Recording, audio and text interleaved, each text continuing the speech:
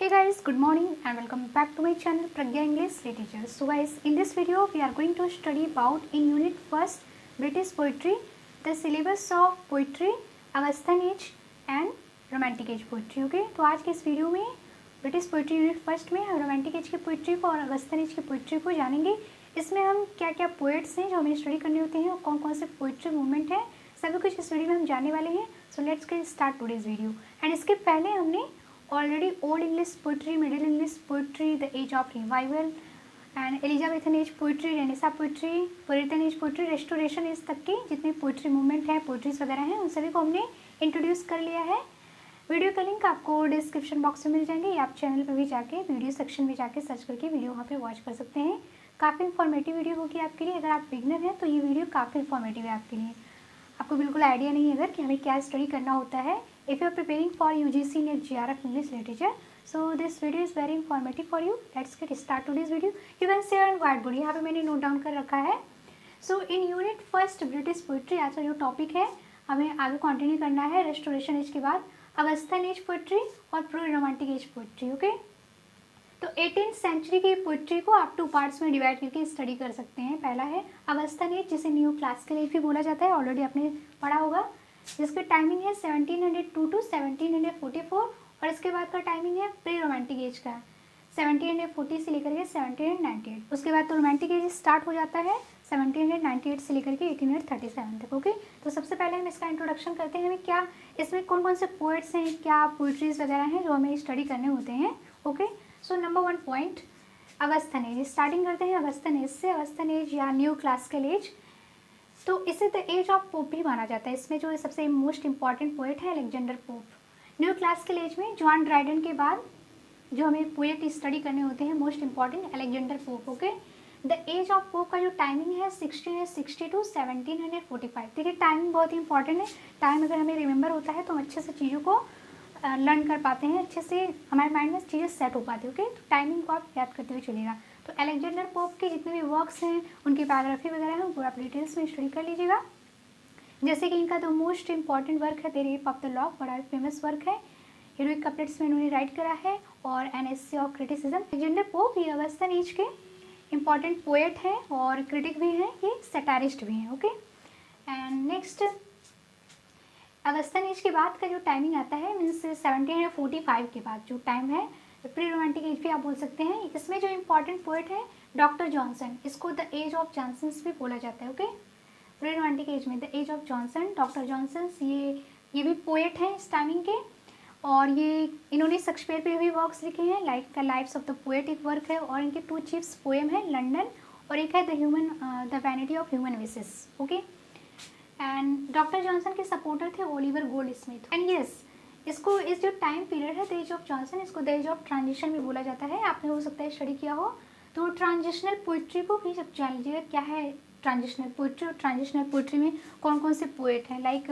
James Thompson से ले करके विलियम ब्लेक तक के जितने भी पोएट्स हैं, यहाँ मैंने राइट कर रखा है, आप चाहे तो नोट कर सकते हैं, बाद में आप स्टडी कर लीजिएगा अच्छे से। तो इन सभी को ट्रांजिशनल पोएट्स बोले जाते हैं। ओके, ट्रांजिशनल पोइट्री में क्या था, जो क्लासिसिज्म था पहले 18th सेंचुरी का, वहाँ से ब्रेक स्टार्ट हो रहा था। इसके बाद आगे चल के रोमांटिक एज की स्टार्टिंग होती है। ओके, तो after doctor Johnson and Oliver Goldsmith, next we came on the point pre romantic poets. Okay, तो ये लोग रोमांटिक एज के प्रिकर्सर्स थे, आप कह सकते हैं, प्री रोमांटिक पोइट्स इनको बोला जाता है। तो इसमें कौन कौन से पोइट्स हैं, लाइक जेम्स थॉमसन हो गए, थॉमस ग्रे हो गए, विलियम कॉलिंस हो गए, William Blake, Robert Burns, William Cowper, Thomas Chatterton वगैरह, ये सभी जो पोएट्स हैं ये सभी प्री रोमांटिक पोएट्स जाने जाते हैं। इनको ट्रांजिशनल पोएट्स भी आप बोल सकते हो। कि ये लोग एज ऑफ जॉनसन के टाइमिंग से बिलोंग करते थे, डॉक्टर जॉनसन के टाइमिंग से। ओके, ये जो सभी पोएट्स हैं, इनके जो भी पोएम्स हैं उनको भी आप देख सकते हैं, लाइक जेम्स थॉमसन, ये जो है इनका सीजन्स से कह सकते हैं रोमांटिक एज की धीरे धीरे स्टार्टिंग हो रही थी, आप इनका बिगनिंग टाइम मान सकते हैं। थॉमस ग्रे को आप जानते हैं या फेमिलियर होंगे, ये बड़े ही फेमस इनका पोइट्री है, an elegy written in a country churchyard, लगभग सभी के सिलेबस में होता है।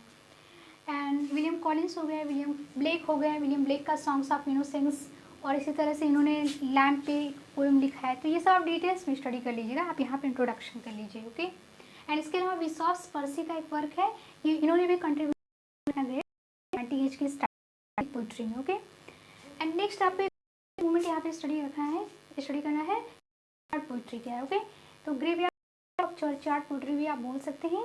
तो पोइट्री क्या है, तो दिस वाज जिनके जो वर्क्स हैं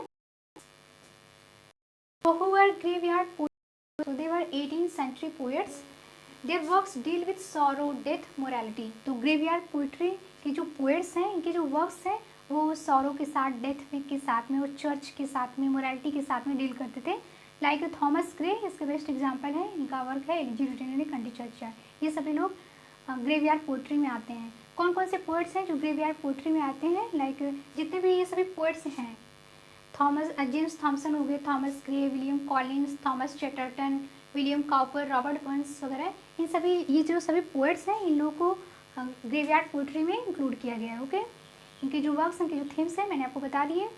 और ग्रेवयार्ड पोइट्स को, जो ग्रेवयार्ड पोइट्री है एक्चुअली, इसको गोथिक लिटरेचर का प्रिकर्सर भी बोला जाता है। आगे जब हम रोमांटिक एज में गोथिक नॉवेल्स स्टडी करते हैं तो उनका अगर प्रिकर्सर में बोला जाता है तो ये ग्रेवयार्ड पोइट्स है। ओके, तो ये भी आप स्टडी कर लीजिएगा।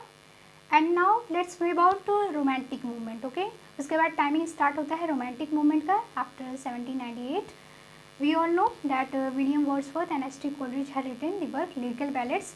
तो इनका जॉइंट वेंचर है। इसके बाद रोमांटिक मूवमेंट की स्टार्टिंग हो जाती है। Okay, as a movement William Wordsworth, the age of Wordsworth भी जाना जाता है। Let's way about, so then next we have to study about romantic age. Okay, तो रोमांटिक एज की टाइमिंग क्या है, you can share on word board have written. Romantic age की timing है 1798 टू 1837। ओके, तो as I told you William Wordsworth और S T Coleridge ने lyrical ballets लिखा था, तो वहाँ से इसकी लॉन्चिंग स्टार्ट हो जाती है रोमांटिक एज की। ओके, बट ऐसा नहीं है कि रोमांटिक एज 1798 के बाद ही स्टार्ट हुआ। As I told you pre romantic age 18th century से इसकी धीरे धीरे स्टार्टिंग होनी स्टार्ट हो गई थी। जो भी पोएट्स थे pre romantic poets, as I told you James Thomson वगैरह, जेम्स थॉमसन का जो सीजन है उसमें नेचर का इन्फ्लुएंस देखने को मिलता है। देखिए रोमांटिक एज के जो पोएट्स थे ये लोग अपने पोइट्रीज वगैरह में नेचर को ज़्यादा तवज्जो देते थे।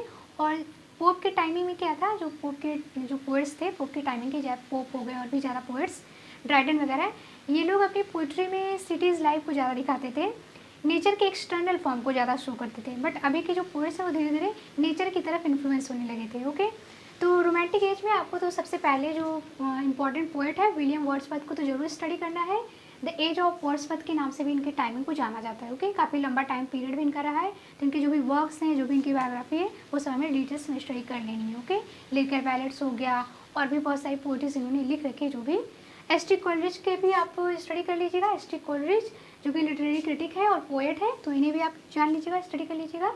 और इनके टाइमिंग के कौन कौन से पोएट्स लाइक शैली हो गए, किट्स हो गए, लॉर्ड बैरन वगैरह हो गए।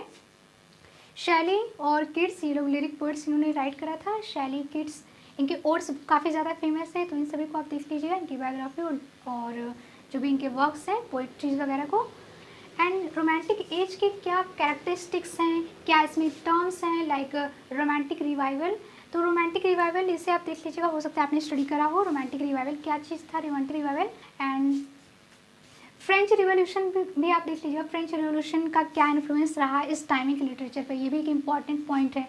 फ्रेंच रिवॉल्यूशन हुआ कब था, बैटल ऑफ बेस्टिले क्या था, तो सब देख लीजिएगा। मैं आपको यहाँ पर इंट्रोड्यूस करा दे रही हूँ, वीडियो बहुत ही लॉन्ग हो जाएगी सब कुछ बताने में, तो आप इन सारी चीज़ों को देख लीजिएगा। Okay, romantic as and Victorian age ये दोनों काफ़ी इंपॉर्टेंट टॉपिक्स हैं, एजेस हैं, एग्जाम में इनसे ज़रूर क्वेश्चंस आते हैं। नेक्स्ट वीडियो में हम लोग विक्टोरियन एज के पोएट्स को इंट्रोड्यूस करेंगे। Okay, so make sure channel पे आप नए हैं तो चैनल को सब्सक्राइब कर लीजिएगा, ताकि आपको आने वाली वीडियोस की नोटिफिकेशन टाइम से मिल जाए। And like this video, share this video with your other classmates also. आपको कोई सजेशन हो, कुछ भी आपको क्वेश्चन पूछना हो, क्वेरी हो, कमेंट में मुझे राइट करके बता सकते हैं। मिलते हैं नेक्स्ट वीडियो में। Till then keep reading, keep studying, keep watching this video. God bless you.